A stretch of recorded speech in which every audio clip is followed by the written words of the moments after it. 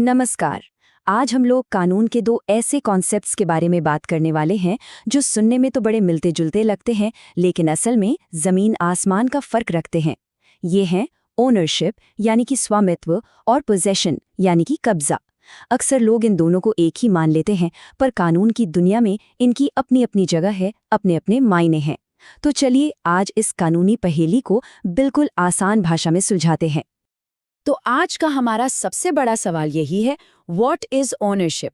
Discuss the rights attach to ownership. यानी आखिर ये स्वामित्व होता क्या है, और जब कोई किसी चीज का मालिक बनता है तो उसे कौन कौन से अधिकार मिलते हैं। चलिए अपनी पूरी चर्चा की शुरुआत इसी सवाल का जवाब ढूंढने से करते हैं। ठीक है, तो सबसे पहले बात करते हैं ओनरशिप की, यानी स्वामित्व की। ये है क्या? इसे समझने के लिए हम ये देखेंगे कि कानून के जो बड़े बड़े जानकार हुए हैं, जिन्हें हम जूरिस्ट्स कहते हैं, उन्होंने इसे कैसे समझाया है। और इसकी शुरुआत हम करेंगे एक बहुत ही सीधे साधे और आसानी से समझ में आने वाले आइडिया से। देखिए, इसे समझने का सबसे पॉपुलर तरीका दिया है एक जूरिस्ट हिबर्ट ने। उन्होंने एक बहुत कमाल की बात कही, ownership is a bundle of rights. मतलब स्वामित्व जो है वो असल में अधिकारों का एक गट्ठर है। जरा सोचिए, ये कितनी अच्छी मिसाल है। जैसे लकड़ियों का एक बंडल होता है, एक अकेली लकड़ी को शायद आप आसानी से तोड़ दें, लेकिन जब बहुत सारी लकड़ियां एक साथ एक गट्ठर में बन जाती हैं तो वो बहुत मजबूत हो जाती हैं। बस ओनरशिप भी कुछ ऐसा ही है।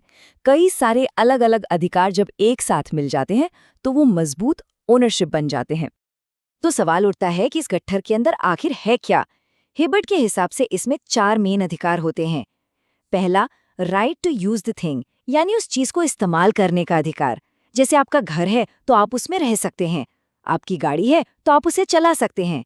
दूसरा, right to dispose of the thing, यानी उसे किसी भी तरह से निपटाने का अधिकार। आप उसे बेच सकते हैं, किराए पर दे सकते हैं, गिरवी रख सकते हैं या किसी को तोहफे में भी दे सकते हैं। तीसरा है right to destroy the thing, यानी उसे नष्ट करने का अधिकार। और चौथा, जो शायद सबसे ज्यादा जरूरी है, वो है राइट टू एक्सक्लूड अदर्स, मतलब दूसरों को अपनी चीज से दूर रखने का अधिकार। लेकिन यहाँ एक बात समझना बहुत जरूरी है। ये जो 4 अधिकार हमने देखे, ये कोई अलग थलग नहीं है। ऐसा नहीं है कि ये 4 अलग अलग ताकतें हैं। नहीं, ये सब एक दूसरे में ऐसे गुंथे हुए हैं जैसे धागे मिलकर एक मजबूत रस्सी बनाते हैं। और इन सब के मिलने से ही वो एक सबसे बड़ा सर्वोच्च अधिकार बनता है, जिसे हम कहते हैं ओनरशिप। तो हिबर्ट की जो बंडल ऑफ राइट्स वाली बात है, वो समझने में तो बहुत आसान है, लेकिन क्या कहानी यहीं खत्म हो जाती है?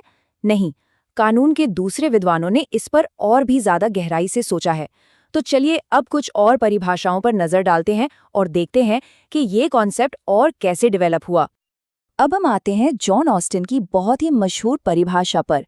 ऑस्टिन ने ओनरशिप को 3 हिस्सों में देखा।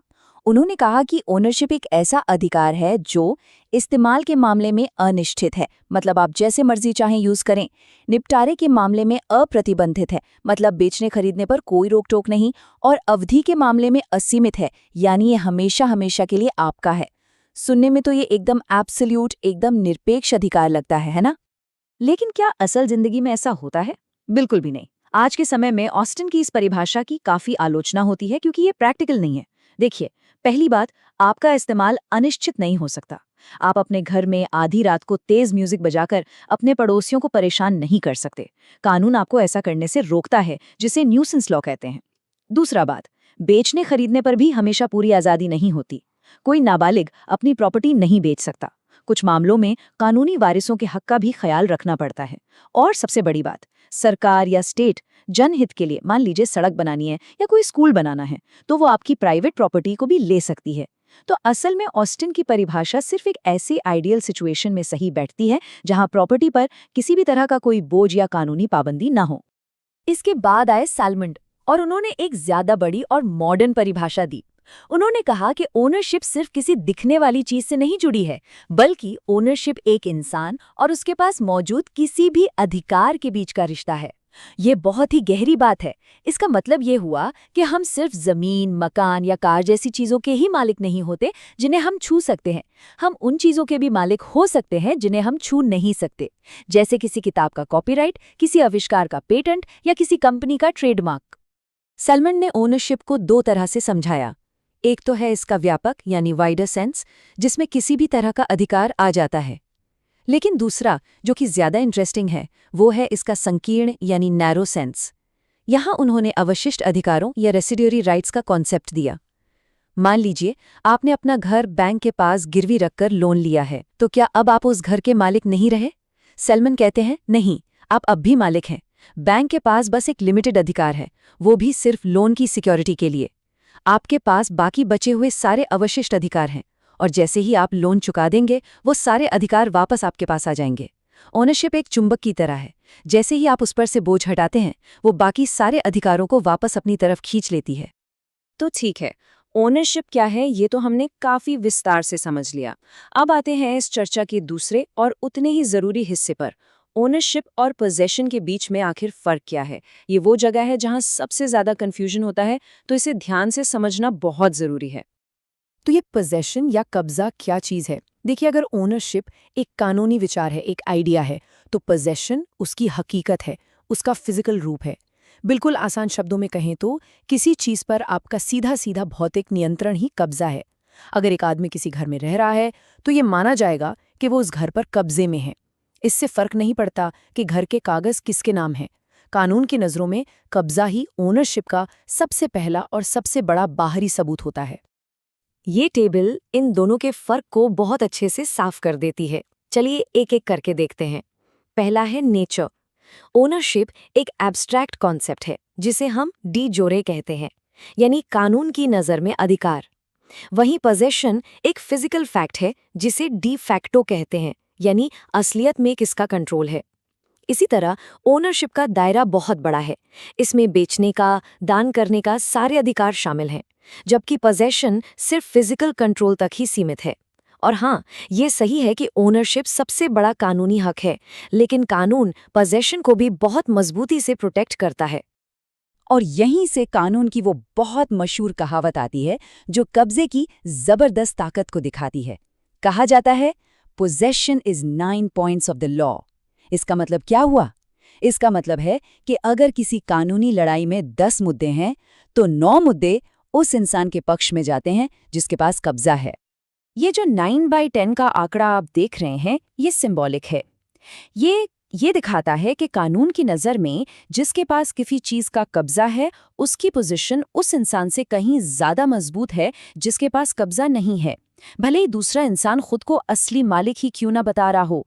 कानून हमेशा कब्जे को बहुत ज़्यादा वजन देता है। तो सवाल ये है कि आखिर कब्जा इतना ज़रूरी क्यों है? इसके कई कारण हैं। पहला, ये ओनरशिप का प्राइमा फेसी सबूत है। प्राइमा फेसी का मतलब होता है पहली नज़र में। कानून पहले तो यही मानकर चलता है कि जिसके पास कब्जा है वही मालिक होगा, जब तक कि कोई और इससे ज़्यादा मजबूत सबूत पेश न कर दे। दूसरा, जिसके पास कब्जा है वो कानूनी लड़ाई में हमेशा एक बेहतर पोजीशन में होता है। और सबसे दिलचस्प बात यह है कि लंबे समय तक किसी का कब्जा उसे कानूनी तौर पर मालिक भी बना सकता है। इसे एडवर्स पोजेशन का सिद्धांत कहते हैं। इसके मुताबिक अगर कोई इंसान किसी की प्राइवेट प्रॉपर्टी पर 12 साल तक और सरकारी प्रॉपर्टी पर 30 साल तक बिना किसी रोक टोक के खुले तौर पर कब्जा बनाए रखता है, तो वो कानूनन उसका मालिक बन जाता है। तो इस पूरी चर्चा का निचोड़ क्या है? सार ये है कि हाँ, ओनरशिप परम अधिकार है, असली हक है, लेकिन पोजेशन यानी कब्जा उस अधिकार का जमीनी सच है, उसकी फिजिकल हकीकत है। और कानून की दुनिया में कब्जा सिर्फ एक सबूत नहीं, बल्कि अपने आप में एक बहुत ताकतवर कानूनी हथियार है। इसे ऐसे भी कह सकते हैं कि ओनरशिप कागजों में होती है और कब्जा जमीन पर होता है। उम्मीद है कि इस चर्चा से ओनरशिप और पोजेशन को लेकर जो भी कंफ्यूजन था वो अब दूर हो गया होगा।